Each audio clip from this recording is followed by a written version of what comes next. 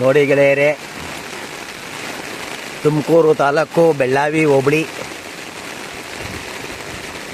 ಸೋರೆಕುಂಟೆ ಗ್ರಾಮದ ಪಕ್ಕ ದೊಡ್ಡವೀರನಹಳ್ಳಿ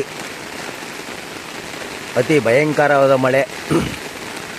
ಒಂದು borewell almost all point complete ಮಾಡಿ ಅತಿಯಾದ ಮಳೆಗೆ ಸಿಲುಕಿಕೊಂಡಿದೆ. ಇದು ಗಾಡಿ, ಬೋರ್ವೆಲ್ ಗಾಡಿ ಆಚೆ ಕೆತ್ತದ ಒಂದು ಪರಿಸಾಹಸ ಅಂತ ನಾನು ಒಂದು ಹೇಳಕ್ಕೆ ಇಚ್ಛೆ ಪಡ್ತೀನಿ.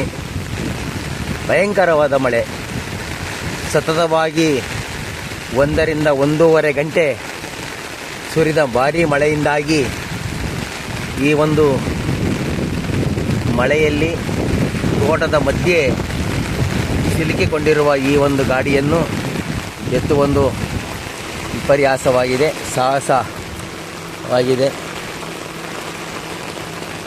ಈಸಿಯಾಗಿ ಬರುತ್ತೆ ಅಂತ ನಾವು ಆಶಾಭಾವನೆ ವ್ಯಕ್ತಪಡಿಸೋಣ. ದಯವಿಟ್ಟು ಯಾರಿಗೂ ಕೆಟ್ಟದಾಗಬಾರ್ದು, ಒಳ್ಳೆಯದೇ ಆಗಬೇಕು ಅಂತ ನಮ್ಮ ಒಂದು ಆಶಾಭಾವನೆ. ದಯವಿಟ್ಟು ನೋಡಿ, ಈ ತೋಟದಲ್ಲಿ ಹರಿತಕ್ಕಂಥ ನೀರು ಎಷ್ಟು ರಭಸವಾಗಿ ವೇಗವಾಗಿ ಎಲ್ಲ ತೆಂಗಿನ ತೋಟದಲ್ಲಿ ಮಡಿಗಳು ತುಂಬಿ ಹರಿಯುತ್ತಿರೋದ್ರಿಂದ ಈ ಒಂದು ಜಾಗದಲ್ಲಿ ಕನಿಷ್ಠ ಪಕ್ಷ 400 ರಿಂದ 500 ಮೀಟ್ರ್ ಅಂದರೆ ಅರ್ಧ ಕಿಲೋಮೀಟ್ರು ಸಾಗಬೇಕಾಗಿದೆ.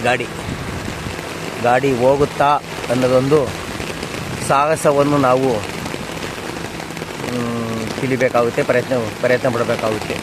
ಹೀಗೆ ನೋಡಿ, ಪ್ರತಿಯೊಂದು ಮಡಿಯಲ್ಲೂ ಸಹ ಒಳ್ಳೆಯ ನೀರು ಸತತವಾಗಿ 1 ರಿಂದ 1.5 ಗಂಟೆ ಸುರಿದ ಭಾರೀ ಮಳೆಯಿಂದಾಗಿ ಈ ಒಂದು ಪರಿಸ್ಥಿತಿ ಉಂಟಾಗಿದೆ.